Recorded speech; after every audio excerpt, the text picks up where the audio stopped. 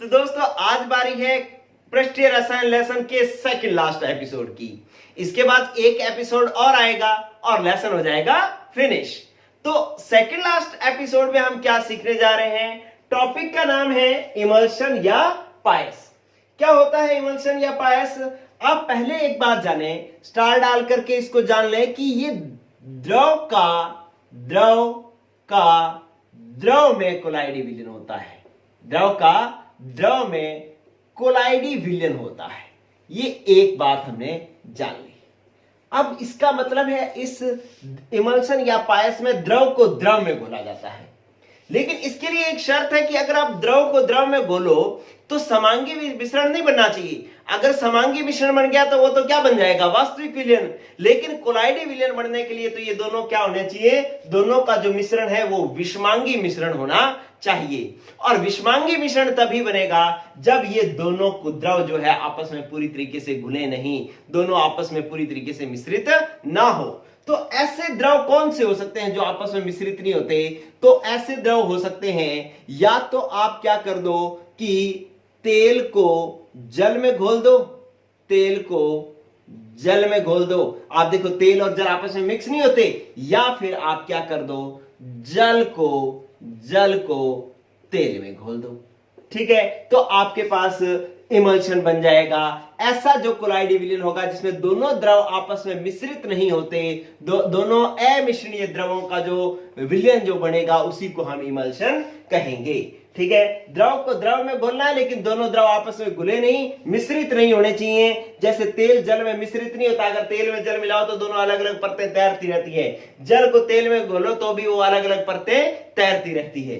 ठीक है, तो ऐसे दो द्रवों के मिश्रण को हम इमल्शन कहते हैं। तो आप पहले इमल्शन की परिभाषा देख लें, उसके बाद यहां पर अपने इमल्शन को और समझ लेंगे। क्या कहता है कि दो अमिश्रणीय मतलब या तो बिल्कुल घुलने वाले नहीं हो, या अल्प मिश्रणीय मतलब या थोड़े बहुत घुलने वाले हो। अल्प मिश्रणीय द्रवों का विलयन क्या कहलाता है? इमल्शन या पायस कहलाता है। इमल्शन या पायस कहलाता है। तो आपको एक बात तो समझ में आ गई कि इमल्शन दो द्रव है, और जो ऐसे द्रव हैं जो आपस में अमिश्रणीय है या अल्प मिश्रणीय है। तो ये जो इमल्शन है फिर दो प्रकार के हो गए। कौन कौन से? जैसे मैंने लिखा है वैसा का वैसा। पहला जो आपके पास ये हो गया वो कौन सा हो गया कि पहला इमल्शन हो गया तेल का जल में इमल्शन। तेल का जल में इमल्शन, इसको तेल का जल में इमल्शन, इस पूरे का नाम ही यही है। और दूसरे का नाम कौन सा हो जाएगा? दूसरे का नाम है जल का तेल में इमल्शन। जल का तेल में इमल्शन। तो ये दो तरीके के इमल्शन आपके पास हो जाएंगे। देखो, आप जो तेल का जल में इमल्शन है, तेल क्या होता है? ऑयल। जल क्या होता है? वाटर। तो ऑयल इन वाटर इमल्शन कहते हैं, O/W, oil in water emulsion कहते हैं। और इसके अंदर ये जल का तेल में है। जल क्या होता है? वाटर, और तेल क्या होता है? ऑयल। तो वाटर इन ऑयल इमल्शन कहते हैं। अब तेल का जल में का क्या मतलब है कि इसके अंदर आप किसको घोलते हो? तेल को जल में घोलते हो। तो इसका मतलब तेल जो है वो क्या होगा इसके अंदर? परिक्षिप्त परावस्था। और परिक्षिप्त परावस्था की मात्रा क्या होगी? इसकी मात्रा होगी कम। दूसरा क्या है अपने पास? जल। आप तेल को किसमें घोल रहे हो? जल में। तो जल क्या हो गया आपके पास? कोलाइडी विलयन में आप उसको क्या कहते हो? परिक्षेपण माध्यम। क्या कहते हैं अपने? परिक्षेपण माध्यम। और जल की इसमें मात्रा क्या होगी? अधिक। मात्रा होगी अधिक। ठीक है, और इसको हम एक चीज और देखें कि इसको हम, क्योंकि जल ज्यादा है इसलिए हम इसको जलीय इमल्शन भी कहते हैं। जलीय इमल्शन भी कहते हैं। तो ये आपको तेल के का जल में इमल्शन को समझना है कि तेल को जल में घोलते हैं। ठीक है। और आपको पता है कि तेल जो है जल में घोले जा रहे हो तो जिसे घोला जाता है वो परिक्षिप्त परावस्था होती है और उसकी मात्रा होती है कम, और जिसमें घोला जाता है वह होता है परिक्षेपण माध्यम और उसकी मात्रा होती है अधिक। अब क्योंकि जल इसमें अधिक है इसलिए इसको जलीय इमल्शन भी कहा जाता है। एक चीज और देखें कि इसका उदाहरण क्या है। उदाहरण है इसका दूध।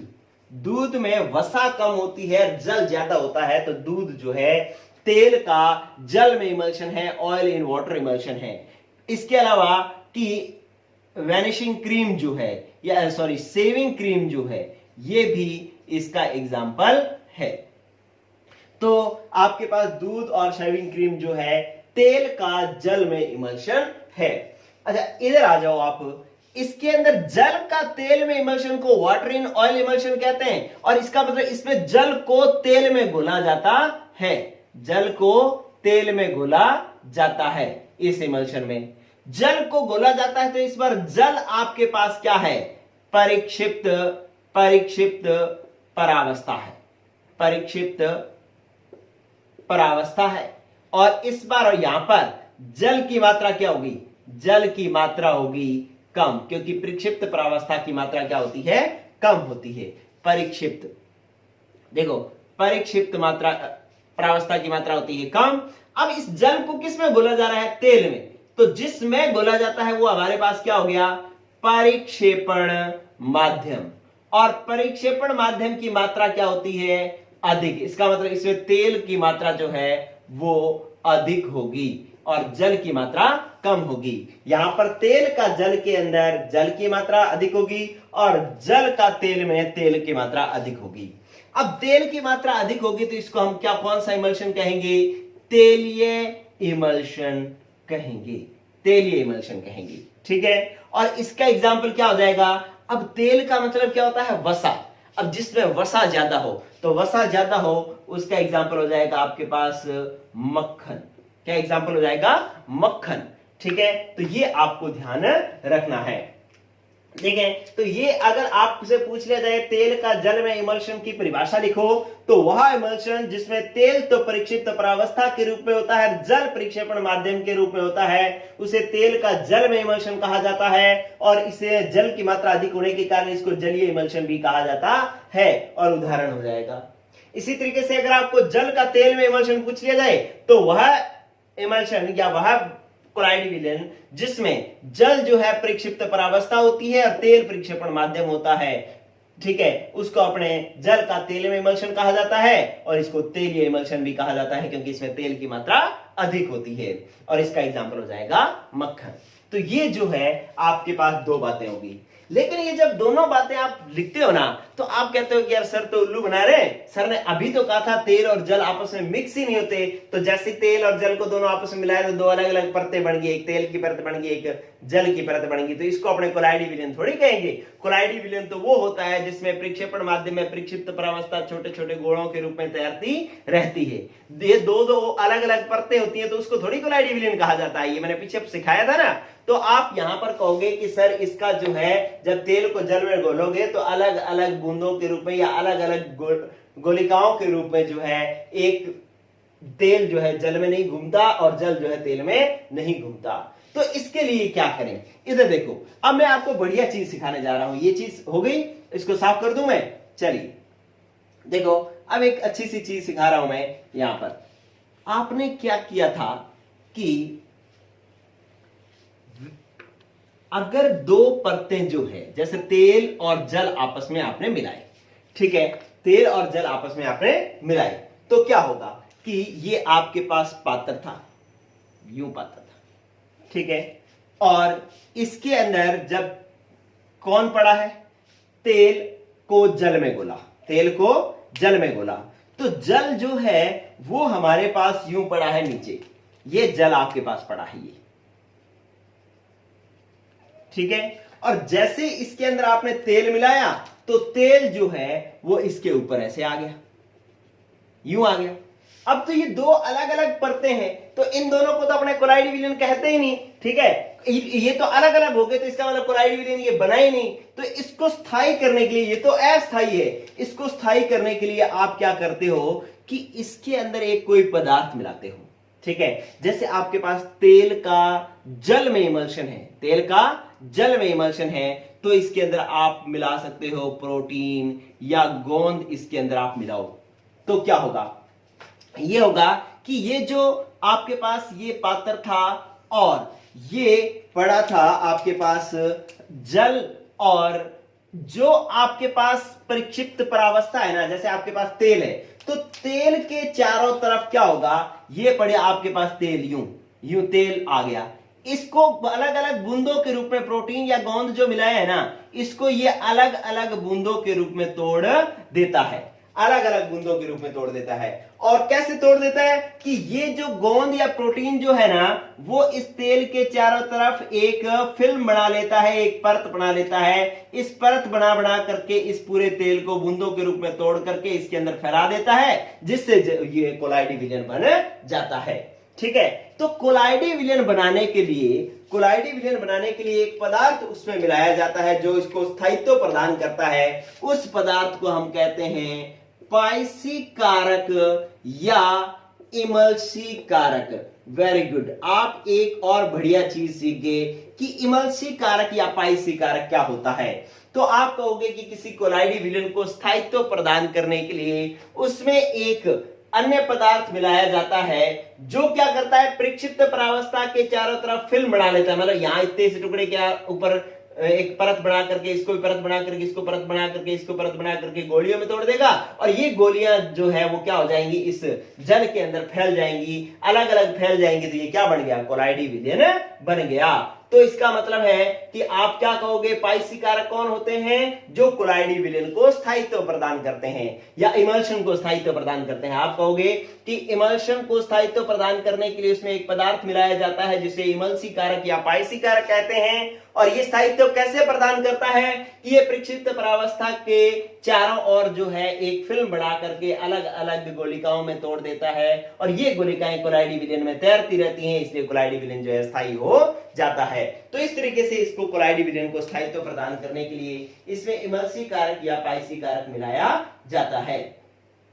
अच्छा, अब जो है आपके पास नेक्स्ट जो बात आ गई वो आ गई कि इसके अंदर भी ऐसा ही होता है कि जब जल को तेल में मिलाया जाता है तो भी उसके अंदर एक इमल्सी कारक या पाइसी कारक मिलाया जाता है, और इसके अंदर जो पाइसी कारक मिलाया जाता है उसका नाम है, ये देख लें, यहां पर पाइसी कारक कौन सा मिलाया जाता है, पाइसी कारक या इमल्सी कारक जो मिलाया जाता है वो मिलाया जाता है काजल, काजल या धातु लवण भी मिलाए जा सकते हैं, या इसके अंदर लंबी श्रृंखला वाले एल्कोहल भी पाइसी कारक के रूप में मिलाए जा सकते हैं, एल्कोहल। तो ये जो है, और इसके अंदर क्या हो गए, प्रोटीन और गोंद।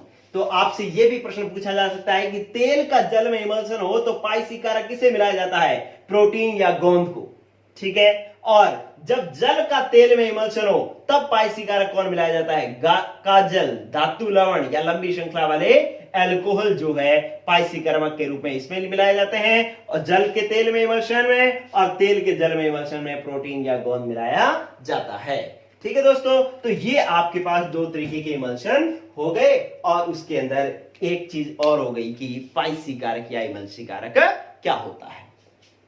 चलिए, अब बारी आती है कि इन इमल्शनों को पहचाना कैसे जाता है। एक चीज आप पहले और देख लें कि आपने देखा यूं इस तरीके से कहानी है, क्या इस तरीके से कि आपके पास है ऑयल इन वाटर इमल्शन है और वाटर इन ऑयल इमल्शन है। इन दोनों को एक दूसरे में आपस में बदला भी जा सकता है। कैसे बदला जा सकता है कि ऑयल इन वाटर में क्या है, वाटर ज्यादा है और ऑयल कम है, तेल कम है, पानी ज्यादा है। तो अगर इसके अंदर हम और तेल मिला दें और तेल की मात्रा कर दें ज्यादा, तेल की मात्रा ज्यादा कर दी तो जो ज्यादा हो जाएगा वो प्रक्षेपण माध्यम हो जाएगा। तो अब तेल ज्यादा मिला दोगे, प्लस तेल कर दिया, इसमें मैंने और बहुत सारा तेल मिला दिया, तो अब तेल की मात्रा ज्यादा होगी तो प्रक्षेपण माध्यम कौन हो गया, तेल। तो यही इमल्शन जो ऑयल इन वाटर था ये बन जाएगा वाटर इन ऑयल। अब इसके अंदर मैं वापस जो है बहुत सारा पानी मिला दूं, जल मिला दूं, तो अब जल की मात्रा ज्यादा हो जाएगी, जल की मात्रा ज्यादा हो जाएगी तो परिक्षेपण माध्यम जल हो जाएगा तो ये वापिस हो जाएगा ऑयल इन वाटर। तो इन दोनों कोलाइडों को जो है तेल मिलाकर के oil in water in oil किया जा सकता है, और वाटर इन ऑयल के अंदर अतिरिक्त मात्रा में जल मिलाकर के इसको ऑयल इन वाटर जो है तेल का जल में जो है वो इमल्शन बनाया जा सकता है। अब बारी आती है कि अगर आपके पास एक इमल्शन रख दिया जाए कि ये जी इमल्शन है, आप चेक करके बताओ कि ये तेल का जल में इमल्शन है या जल का तेल में इमल्शन है, ऐसा कोई क्वेश्चन आपसे पूछा जाए तो ये किस तरीके से पहचान कैसे की जाती है किसी भी इमल्शन की। तो इसकी पहचान करने की 3 विधियां हैं, वो मैं आपको करवाने जा रहा हूं। पहले आप फिर कंफर्म कर लें कि आपको 3 चीजें इमल्शन किसे कहते हैं, तेल का जल में और जल का तेल में इमल्शन क्या होता है, और पाइसी कारक क्या होता है, कौन से विलयन में कौन सा पाइसी कारक काम में आता है। ये आप अपने माइंड में अच्छे तरीके से पिक्चर क्लियर कर ले पहले, फिर अपने बात शुरू करते हैं कि इस इमल्शनों की पहचान कैसे की जाती है। चलिए, इमल्शनों की पहचान कैसे की जाती है कि कोई इमल्शन तेल का जल में इमल्शन है या जल का तेल में इमल्शन है। तो इसकी 3 विधियां हैं। चले, अब अपने हेडिंग है कि इमल्शन की पहचान, ये लो। इसके लिए 3 विधियां हैं। पहली विधि जो है वो है हमारे पास सूचक विधि। कौन सी विधि है? सूचक विधि। सूचक का मतलब क्या है कि आप इसके अंदर क्या मिलाओगे, सूचक मिलाओगे और पहचान करोगे। सूचक कौन सा? सूचक आप मिलाओगे, सूचक का नाम है सुडान 3, सुडान 3, या एक आपके पास सूचक हो सकता है फ्यूसिन, फ्यूसिन। अब ये सूचकों के नाम है, ये याद करने पड़ेंगे, थ्योरी है। आज अगर आप अच्छे से इसको पढ़ लोगे तो एग्जाम में आपको बहुत कम समस्या आएगी, लेकिन अगर आपने आज छोड़ दिया इसको तो फिर एग्जाम के टाइम में इन चीजों को याद करने के चक्कर में जो बड़ी चीजें हैं वो रह जाएगी। ठीक है, इसलिए इनको अच्छे से देख लो, और जो मैं जिस तरीके से चार्ट बनाता हूं ना उसी तरीके से चार्ट के आप नोट्स बनाएं, पूरी लाइन ना लिखें। पूरी लाइन आपको चार्ट देख करके अपने आप समझ में आ जाएगी, पेपर में आप पूरी लाइन लिखेंगे। ठीक है, कैसे? अभी आप कैसे चार्ट बनाओगे? यूं करोगे कि सुडान या फ्यूसिन जो है वो क्या है, कुछ सूचक है। सूचक विधि में सूचक काम में आएगा, आपको पता लग गया, एक लाइन पता लग गई, सूचक विधि में सूचक काम में आएगा। सूचक कौन सा? सुडान 3 या फ्यूसिन। इनका गुण क्या है? इनका गुण यह है कि अगर इसको तेल या इसको वसा में घोला जाए तो क्या हो जाता है कि ये गहरे रंग का विलयन बनाता है, गहरे रंग का विलयन बनाता है।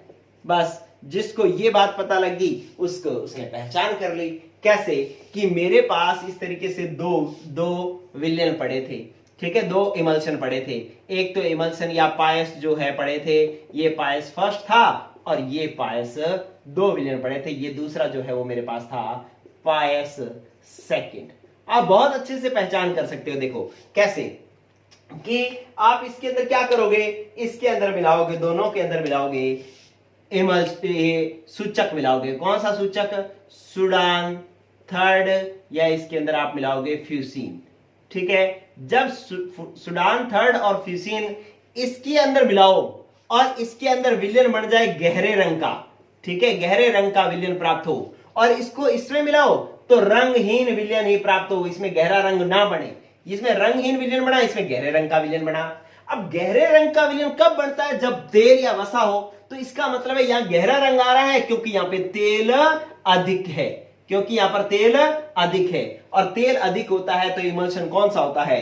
तो आपके पास इमल्शन हो जाएगा, तेल अधिक है तो वाटर इन ऑयल इमल्शन हो जाएगा। और यहां पर रंगहीन रह गया। रंगहीन क्यों रह गया? क्योंकि इसमें तेल कम है, और तेल कम है तो ज्यादा कौन हुआ? जल। जल ज्यादा है तो ऑयल इन वाटर इमल्शन हो गया। ये वाटर इन ऑयल और ये ऑयल इन वाटर। तो सुडान मिलाकर के अगर गहरे रंग का आता है तो इसका मतलब है उसमें तेल अधिक है, तेल अधिक है तो वाटर इन ऑयल इमल्शन होगा।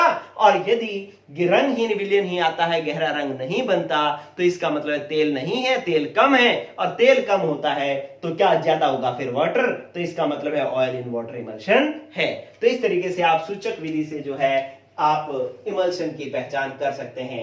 मैंने जो ये आपके सामने ये जो ऐसे ड्रॉ कर दिया, एक चार्ट बना दिया ना, इस चार्ट को आप देखोगे तो 1 सेकंड में आपको बात समझ में आ जाएगी लेकिन बुक में जो लाइनें लिखी हुई है या मैं जो लाइनें लिखवा दूं आपको, ऐसे लाइनें लिखवा दूं कि सूचक विधि में एक सूचक प्रयुक्त किया जाता है, प्रयुक्त किए जाने वाले सूचकों के नाम निम्न हैं, इस तरीके से मैं सारी बातें अगर ऐसे लाइन टू लाइन लिखवाऊंगा ना, तो जितना समय आज पढ़ने में लगेगा उतना ही समय एग्जाम में पढ़ने में लगेगा।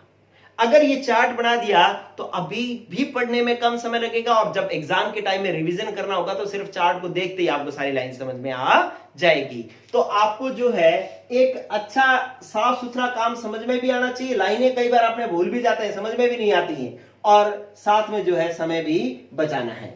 चलिए, तो ये आप इसका ले लेंगे स्क्रीनशॉट। अब चलते हैं अपने आगे। स्क्रीनशॉट क्या लेना, आप खुद बनाओ इसको। चलिए, इसकी पहचान की अब मैं विधि काम में लेता हूं दूसरी विधि। दूसरी विधि का नाम है मेरे पास, वो है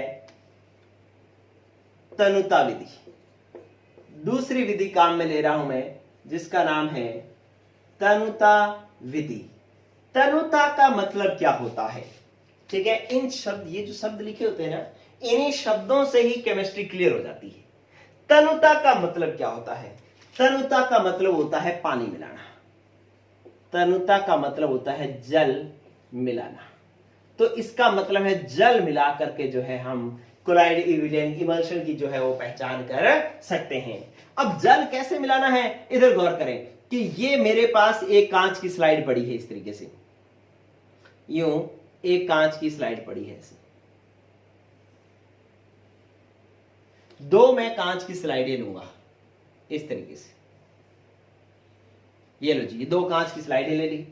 अब इस पर मैं जो इमल्शन है वो इमल्शन रखूंगा, कोई इमल्शन जो है वो इमल्शन रखूंगा, चाहे वो कोई भी इमल्शन है। ये एक इमल्शन की बूंद रख दी मैंने, इधर भी मैंने एक इमल्शन की बूंद रख दी, ठीक है। और इस इमल्शन में इमल्शन की बूंद रख करके, अब मैंने ऊपर बताया कि तनुता का मतलब है जल मिलाना, तो इसके अंदर भी मैं थोड़ा सा ऊपर से एक जल की बूंद मिलाऊंगा, जल मिलाऊंगा थोड़ा सा, और इस पर भी, इसमें भी, इस बूंद पर भी, ये जो आपके पास इमल्शन पड़ा है इस इमल्शन पर मैं जल मिलाऊंगा। यहां पर ये बूंद मैंने किसकी रखी है, यहां पर ये बूंद रखी है मैंने इमल्शन की, ठीक है। ये मैं अलग लाइन से बनाता हूं ताकि आप कंफ्यूज नहीं हो, ठीक है। ये जो मैंने बना रखा है ये तो क्या है, ये इमल्शन की बूंद है, और ये इमल्शन की बूंद किस पर रखी है, कांच की स्लाइड पर।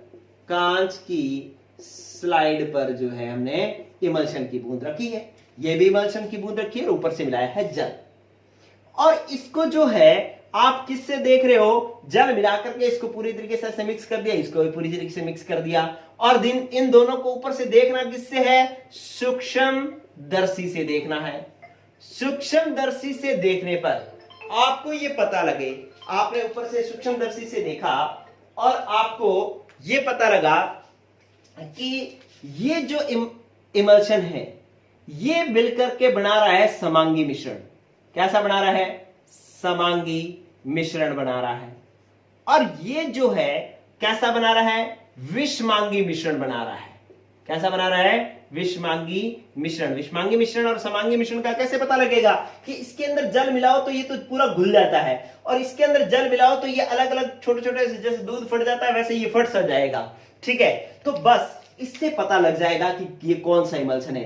देखो, समांगी मिश्रण कब बनेगा, जब जल जल में घुलेगा, जब जल जल में घुलेगा। इसका मतलब ऊपर से भी आप जल मिला रहे हो और इस इमल्शन में भी जल ज्यादा है, तो इसका मतलब ये कौन सा इमल्शन है, ऑयल इन वाटर इमल्शन है। लेकिन यहां पर जल मिलाया तो विषमांगी तंत्र बना। विषमांगी का मतलब जल इसमें पूरी तरीके से घुल नहीं रहा है, तो इसका मतलब इस इमल्शन में कौन ज्यादा है, तेल ज्यादा है। और तेल ज्यादा होगा तो ये इमल्शन कौन सा होगा, कि वाटर इन ऑयल इमल्शन होगा। तो इस तरीके से आप तनुता विधि से जो है आप इमल्शन की पहचान कर सकते हैं। आपने जल मिलाया, समांगी तंत्र बन गया तो ऑयल इन वाटर इमल्शन है। जल मिलाया और विषमांगी तंत्र बन गया तो वाटर इन ऑयल इमल्शन है। बस ये बात आपको ध्यान रखनी है। समांगी क्यों बना, क्योंकि इसमें आपने जल मिलाया और इसमें भी जल ज्यादा था, और जल ज्यादा था तो जल परिक्षेपण माध्यम होगा और ऑयल जो है प्रक्षिप्त परावस्था होगी। ये बातें आपको याद करनी ही नहीं पड़ेंगी आपको, अगर आपने अच्छे से इनको सुन लिया तो। चलिए, एक विधि और है, 3 विधियां हैं इसकी पहचान की, और फिर आपका बात जो है वो खत्म हो जाएगी चलिए तीसरी विधि जो है वो है चालकता विधि, चालकता मापन विधि या चालकता विधि। देखो आपके पास तीसरी जो विधि है उसका नाम है चालकता विधि। तीसरी विधि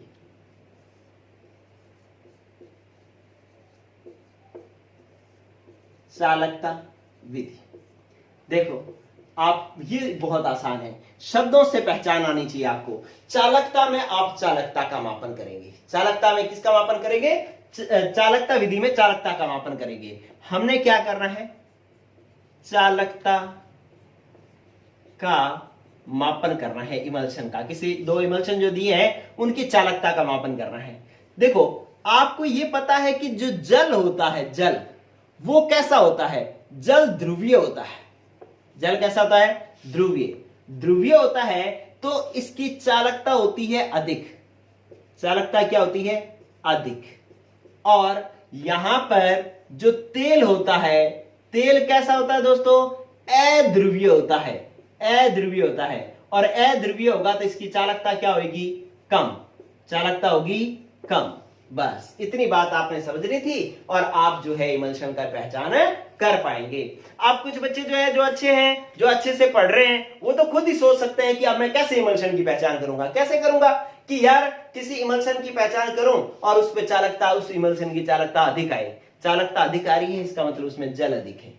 चालकता कब अधिक आएगी? जब जल अधिक होगा। और जल अधिक होगा तो इमल्शन कौन सा हो जाएगा? इमल्शन हो जाएगा ऑयल इन वाटर इमल्शन हो जाएगा। ठीक है। और अगर किसी इमल्शन की आप चालकता चेक करो और उसकी चालकता कम आए, चालकता कम कब आएगी? चालकता कम तब आएगी जब उसके अंदर क्या हो? तेल हो। और तेल ज्यादा होगा तो आपके पास इमल्शन कौन सा बन जाएगा? वाटर इन ऑयल इमल्शन बन जाएगा। तो इस तरीके से आप चालकता मापन विधि द्वारा भी जो है इमल्शन की पहचान कर सकते हैं। तो ये बातें हुई इमल्शन के मापन की। ठीक है। इसी तरीके से आप बस छोटे छोटे ये डायग्राम बना लोगे तो जो है आपको मतलब बाद में और अभी भी समय नहीं लगेगा। एक चीज और किया करें दोस्तों कि जब यूं क्लास जब चल रही है तो रफ आप कॉपी पेन साथ में लेकर के बैठते होंगे, मुझे पता है, और आप इसके इस तरीके से रफ आइडिया लिखते जाते होंगे। अब एक बार लिखने के बाद में, क्लास खत्म होने के बाद में सिर्फ 2 या 4 मिनट लगा करके उन डायग्राम्स को एक बार और देख लिया करें ताकि उसके अंदर कुछ मिसकंसेप्शंस आपके ना रहें। आप जो चीज आपने लिखी है उसके बारे में आपको पता है कि यार मैंने इसमें क्या लिखा था। चलिए अब देखें, आप एक चीज और सीखें। क्या? कि इमल्शन के गुण क्या है। इमल्शन के गुण क्या है, तो ये चीज आप और सीखें। इमल्शन के गुण, इमल्शन के गुण। देखो इमल्शन एक कोलाइडी विलयन है ही। आप पहले तो ये पता, आपको पता लग गया कि इमल्शन क्या है? द्रव का द्रव में कोलाइडी विलयन है। द्रव का द्रव में कोलाइडी विलयन है। एक बात होगी। अब दूसरी बात इमल्शन के बारे में क्या सीख रही है कि जो आपके पास इसके अंदर प्रक्षिप्त प्रावस्था के जो कण होते हैं ना, प्रक्षिप्त प्रावस्था के जो कण होते हैं, मतलब चाहे तेल प्रक्षिप्त प्रावस्था हो चाहे जल प्रक्षिप्त प्रावस्था हो, प्रक्षिप्त प्रावस्था के कण जो है वो ऋण आवेशित अवस्था में रहते हैं। ऋण आवेशित कोलाइड के रूप में रहते हैं। ऋणावेशित कोलाइड के रूप में रहते हैं। तो ये आपके पास हो गया ऋणावेशित कोलाइड। और दूसरी चीज जो है, आप देखें कि जब ऋणावेशित कोलाइड है तो इसके अंदर यदि हम ऋणावेशित कोलाइड में यदि हम क्या मिलाएं कि वैद्युत अपघट्य मिलाएं, वैद्युत अपघट्य, तो क्या होगा कि ये इस कोलाइडी विलयन को क्या कर देगा? स्कंदित। कोलाइडी विलयन को क्या कर देगा?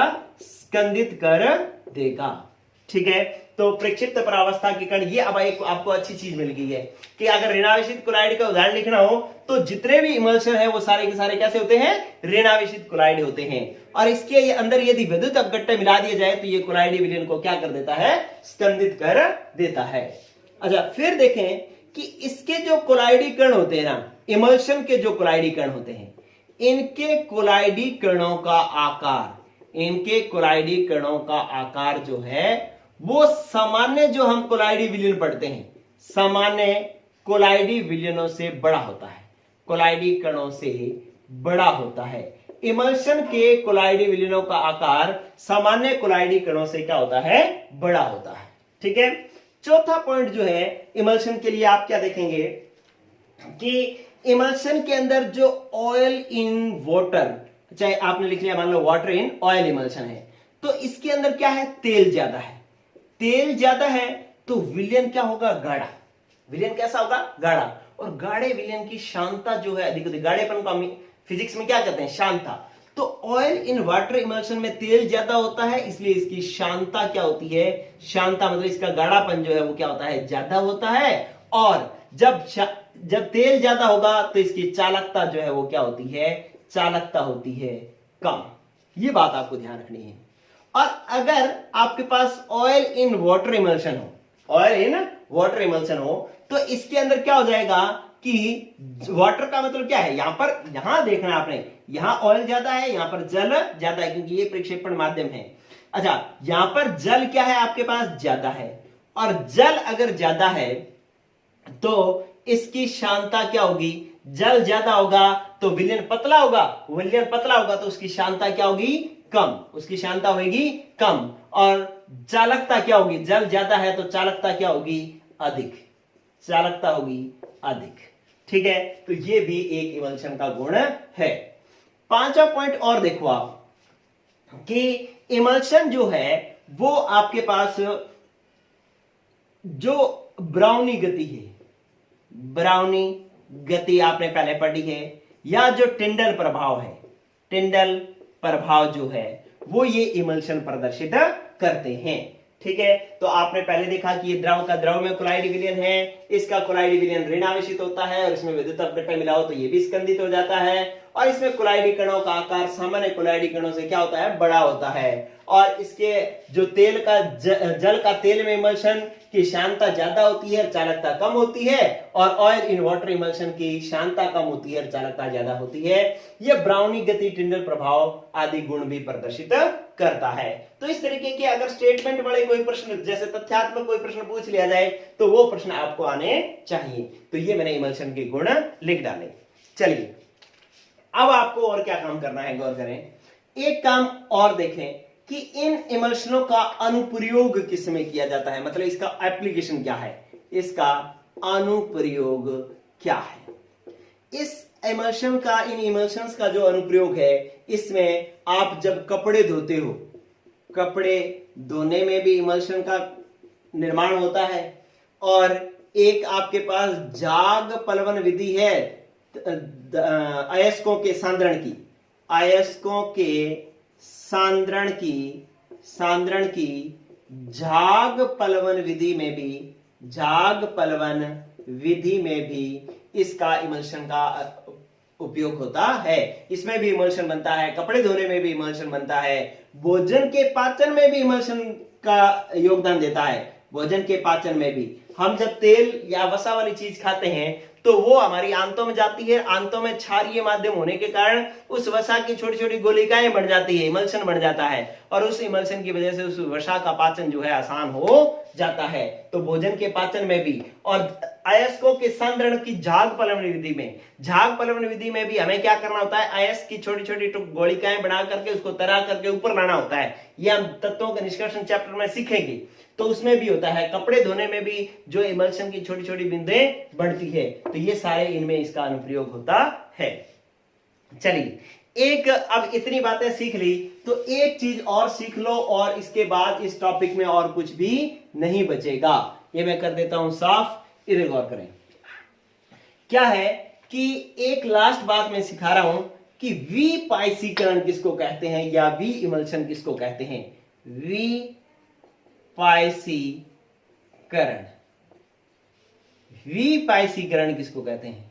वी पाइसीकरण का मतलब होता है कि जो आपने पायस बनाया है, इमल्शन या पायस जो बनाया है, उसकी जो बूंदे जो है इस तरीके से मिक्स है। मैंने अभी बनाया था ना कि इस तरीके से, ये आपने जब अभी कोलाइडी विलयन इमल्शन बनाया था तो इस तरीके से यूं एक प्रक्षेपण माध्यम था, इसमें प्रक्षिप्त परावस्था की बूंदें जो है प्रक्षिप्त परावस्था की बूंदें यूं बीच बीच में तैर रही थी और इनको अलग अलग बनाने का काम किसने किया था? पाइसीकर्मक ने या इमल्सी कारक ने किया था, जिसने इस बूंदों के चारों तरफ फिल्म बनाई थी, यूं परत बनाई थी। ये कहानी थी। ठीक है, तो इस तरीके से ये जो है ये कोलाइडी विलेन है। ब्लू क्या है? प्रक्षेपण माध्यम। ऑरेंज क्या है? प्रक्षिप्त परावस्था। ग्रीन क्या है? पाइसीकर्मक।